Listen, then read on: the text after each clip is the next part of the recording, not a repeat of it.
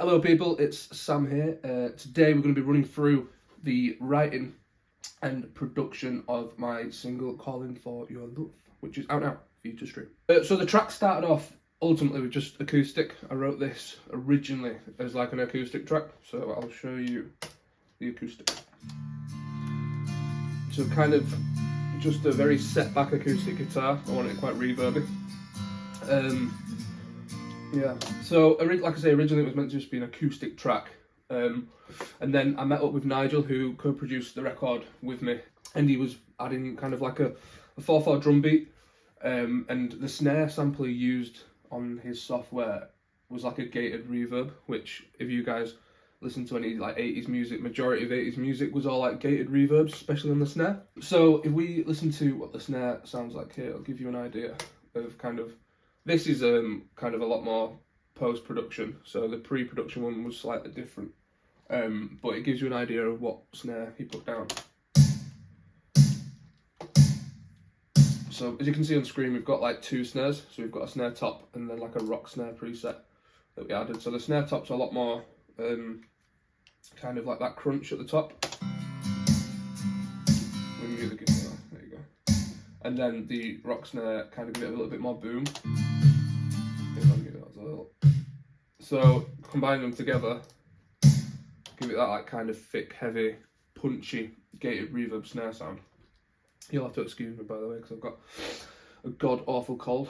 So yeah, after we'd kind of added the drums to it and the acoustic guitar, we were kind of toying with different ideas of what else to add. Do we keep it as an acoustic track, or now that we've got the drums, do we add it into something a little bit bigger? The idea I had for the actual track was to have it as like a late night driving scene song. So thinking back to, I'm trying to think of bands like Whitesnake for instance, and acts like Jimi Hendrix. A lot of the music would kind of give me feels of like late night driving, that kind of 80s disco feel.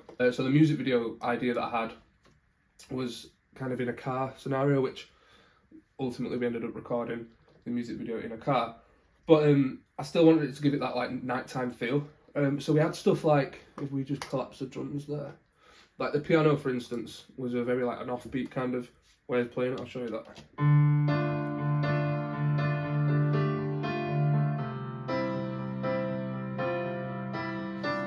And then we teamed that up with another kind of MIDI piano. So that was a lot more of like that was recorded on an actual piano by Nigel, because he's a lot better at keys than I am. And then this is the one that I did on MIDI, which, don't judge, there's a reason it's dropped down in the mix.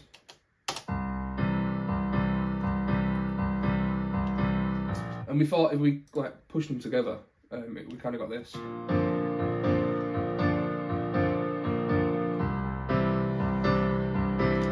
Which as soon as I heard it, I thought that sounds really nice. Both of them combined kind of makes it feel a lot bigger, more spacious, and quite emotional. It's quite a vulnerable song, to be fair. The whole, excuse me, the whole idea behind the song was essentially, I was thinking, rather than thinking for myself, it was like a third person perspective of watching a good friend of mine go through a certain relationship, and it's kind of like calling for your love, calling out, I won't say who it is because he'll probably kill me, but calling out for someone's love and then not necessarily giving it back. So that was the whole concept of the song. So after we added the piano, we had this synth.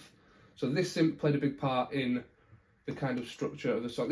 I did this on a voice note, which I was going to try and find for you, but I couldn't find it on my phone.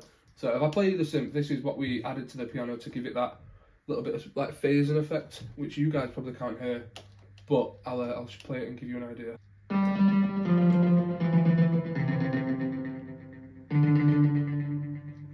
So that coupled up with the piano kind of gives it a little bit, it'll give you an idea of what it sounds like.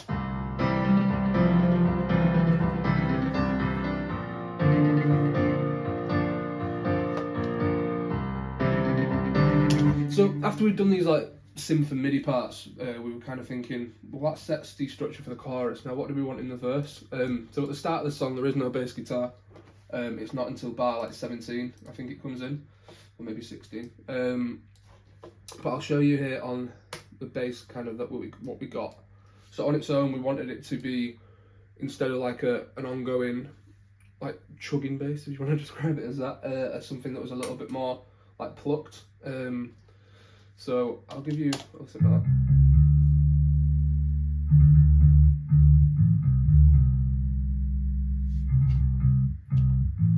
So the idea with the bass when we spoke in the studio was to kind of do as much with one track as possible, rather than having like 3 bass tracks and being like, let's add that for like your mids, then your high end, low end.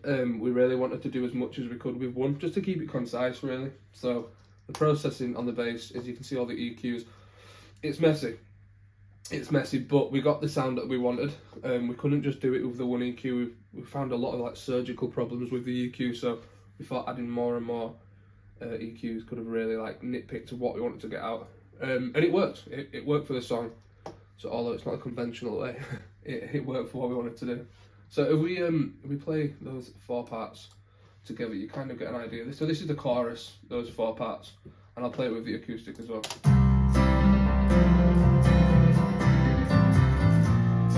And then adding in the drums.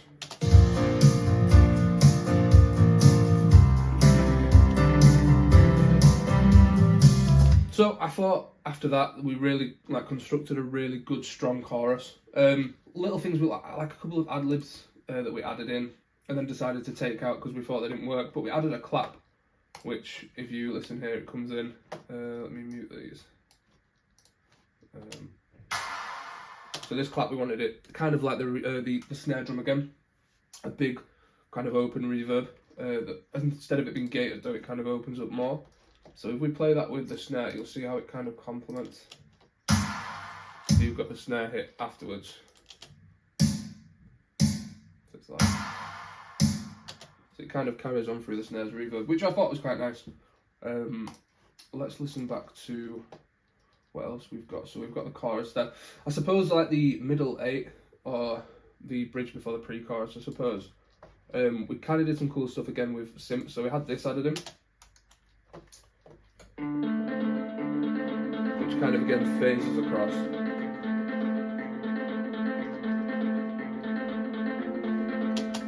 And then added in again with some more claps just to kind of give it that offbeat, which was Nigel's idea, which I thought worked quite well.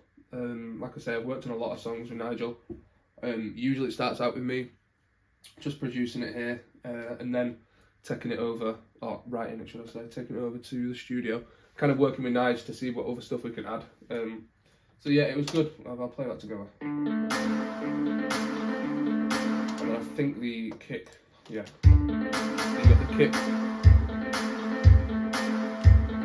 So we originally come up with them parts and we're like, it needs to be a little bit fuller. So going from the whole song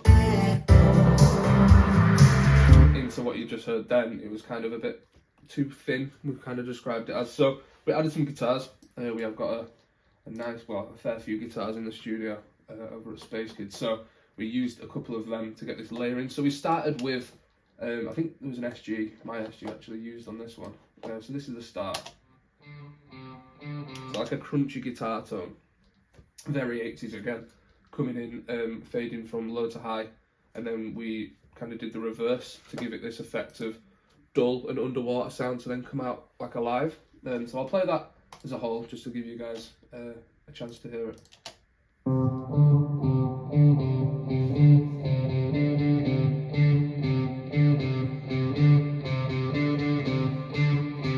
So it's kind of got that fade up effect essentially, whilst also if we play the acoustic guitar in, and the drums and the bass, well, the piano's not in this, let's put this on, and then the clap, you'll get an idea of what it sounds like.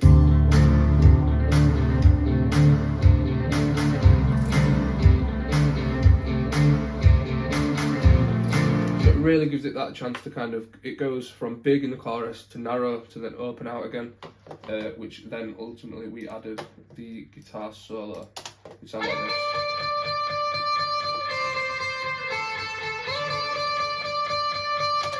So it was weird with the guitar solo. We actually, the amp that we were using I think was just like a katana, and we were getting some nice grit from it, but then when we played it into the system and kind of played it against the song, we thought it didn't really work. So we actually put, it was quite, let me see if I can turn this off. It was, yeah, so there you go, like a clean signal from the guitar. We did like a clean setting. And then we added this plugin, which is like a tape recorder. And that kind of just gives it that grip. So if you listen now, in comparison to, it just brought it out a little bit more, and we thought that worked a lot better than kind of like the gain knob on the amp. So that was a post-production kind of decision. Although we recorded it clean, it was originally meant to be clean, and then we just thought we'd probably use it as a plane going over. So yeah, that's kind of why we decided to do that. Let's see what else we've got then. So obviously you've heard a lot of the instrumental there. The vocals were a big part of this song as well. A lot of production stuff went into the vocals. So we had a lead vocal down the centre, and then in the chorus 2 copies left and right of like the same, not the exact same recording, but like the 2 same takes, but different recordings, just so it gives it that like thickness. So I'll play you let's play you the chorus lead. It kind of goes. My mind's awake when I'm falling, feeling the same. And then we added in the doubles just to give it a little bit of width. In the morning, which kind of like encapsulates it around the speaker, which just basically makes the chorus a little bit bigger. The harmonies were kind of complementary to that. So if I play you the harmony. feeling the same, wasting away. Basically just to give it, so if we play it like all together, it gives it quite a nice distant but also present and in your face kind of feel. Feeling the same in the morning, wasting away when I'm calling for your. So yeah, that was a conscious decision as well. We wanted to make the vocal really vulnerable and up close and kind of spoken. So we literally had the microphone with a pop filter on it as close as possible without giving them big plosives of P's and B's and stuff. We had the callback section, which was, excuse me, like during the verse. If I play the verse vocal. Feels so right. So we went for like a telephone kind of tracking sound. If I go on, like a megaphone sound. So we kind of did a little bit of EQ there just to make them vocals sit back as if someone was on the phone, which I think works quite well. Like if we listen to the context of the song with those parts, they really sat back in the mix, which I think is quite nice and complemented the song really well. So we heard the chorus part. You've got this extra bit here, which is like a long vocal reverb, which I thought was quite cool because we wanted, when we go, if I show you the part where we go into the middle 8.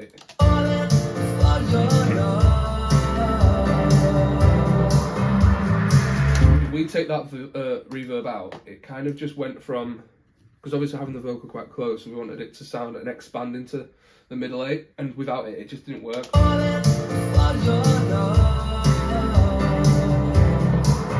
It just, I don't know, we wanted like a big reverb explosion, so if I solo this and show you that on its own, kind of goes like this.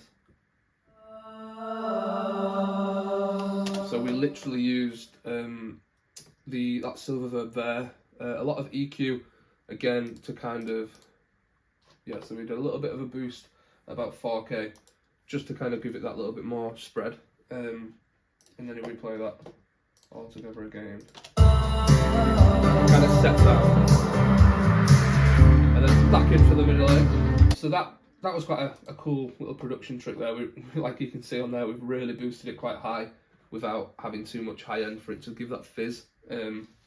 So yeah, that was quite cool. And then finally, we look at the end. We've got like the guitar, like the electric riff here. It was quite a cool like loop. So this was only in the last chorus. The rest of them didn't really have it, and this was to kind of, after that middle 8, to give the chorus like a big build. So I'll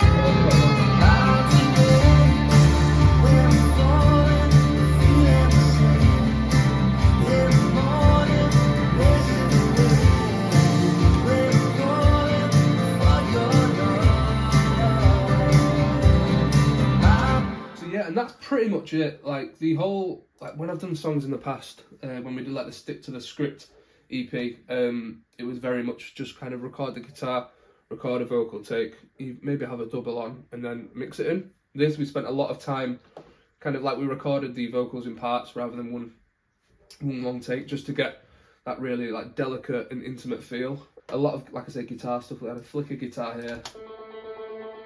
Just stuff to kind of build up, especially in the chorus areas. And then finally we had like a little synth riser, which if I...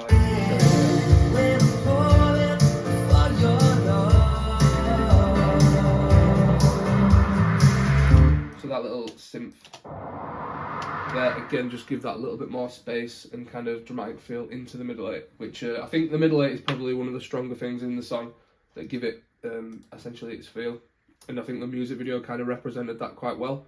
But yeah, I hope you enjoyed this video. Thank you very much for watching. If you want some more videos like this going through other singles, more than happy to do some more. So leave your comment down below.